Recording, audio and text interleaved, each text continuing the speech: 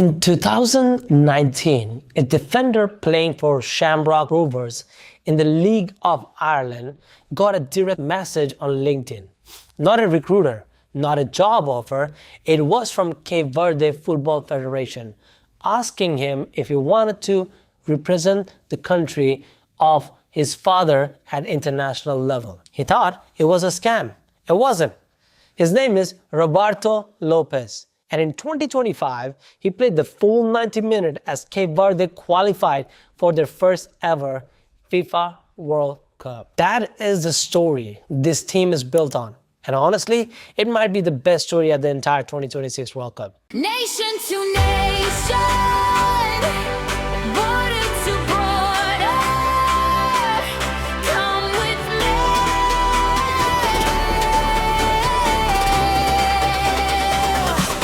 Cape Verde are in Group H alongside Spain, Uruguay, and Saudi Arabia. They're by every measure the smallest team in this group and one of the smallest in the tournament. A population of 525,000, a land area of just over 4,000 square kilometers, and they are the smallest country by land area over to qualify for Men's World Cup. And only Iceland had done it with fewer people. This is a volcanic archipelago of 10 islands in the Atlantic Ocean of the coast of West Africa. They are going to the World Cup. The coach is Pedro Brito, known as Bubista, a former national team defender who has been in charge since 2020. He's not a famous name. You won't find him in any list of world's top coaches. But what he's built with this group of players is nothing short of extraordinary. He took a squad scattered across 14 different countries, gave them an identity, a structure, and a belief, and turned them into group winners ahead of Cameroon, the most experienced African World Cup team in history. And that qualifying campaign is the real headline. Cape Verde were placed in CAF Group D with Cameroon, Angola, Libya, Eswatini, and Mauritius. They got off to a steady start, but a 4-1 lose to Cameroon in June 2024 looked like reality check. Most people expected Cameroon to run away with the group from that point, but Cape Verde responded. They went on an incredible run, winning 5 matches in a row, and eventually topped the group with 23 points, finishing 4 points clear of Cameroon. At the defining moment, beating Cameroon 1-0 at home in Praia in front of their own fans to effectively seal qualification. Dylon Livramento scored the only goal. The stadium erupted. Fans evaded the pitch.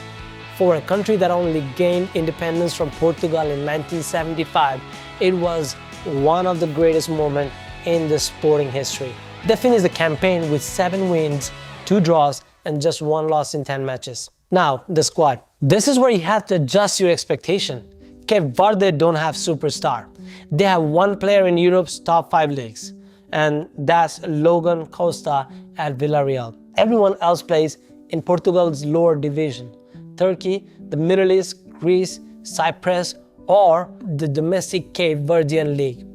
The squad is spread across 14 countries. The captain, Ryan Mendes, has spent his career bouncing around European and Middle Eastern clubs. Jovane Cabral, the most dynamic attacker, plays for Alanyaspor in Turkey. And then there is Roberto Lopez, the LinkedIn defender from Shamrock Rovers, who's become one of the most important players in the squad with over 40 caps. This is not a team of individuals. This is a team of togetherness, and that matters more than people think. Tactically, Bubista sets them up to be compact, organized, and incredibly hard to break down. Think of a well-drilled 4-3-3 or 4-4-2 that defends as a unit and looks to hit teams on quick transition. Cape Verde don't try to dominate position. They don't play beautiful football. They frustrate you. They stay in the game, and then they find a moment to hurt you. It's the classic underdog blueprint, and Bubista has executed it brilliantly. Why does it work? Because when a team has limited individual quality, structure and discipline become everything. Cape Verde defend as a block. Every player knows their role and they are physically tough.